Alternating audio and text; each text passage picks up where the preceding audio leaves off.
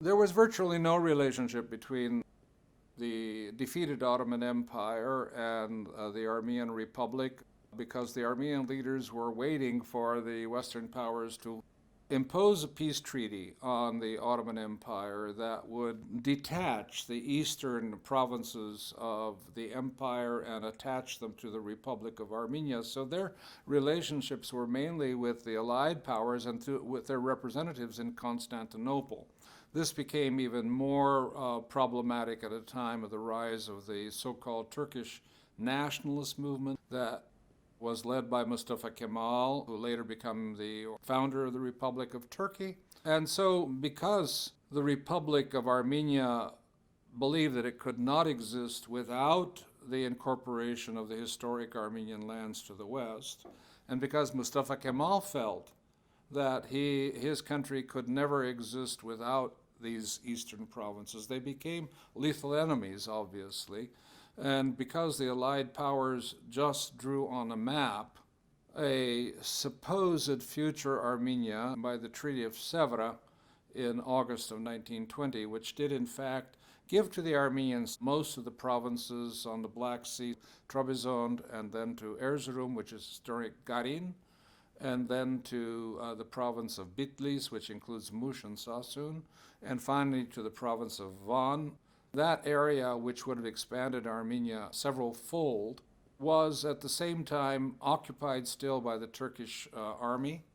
and the Allied powers did nothing to remove the armies from the area. And so Mustafa Kemal in 1920 was in a war on two fronts. He had to face the Armenians' annoyance on the east and the Greek invasion on the west toward Ankara. And for him, it was desperately important to establish direct contact with Soviet Russia, which was also a pariah government, just as his government was in 1920, and from Russia to receive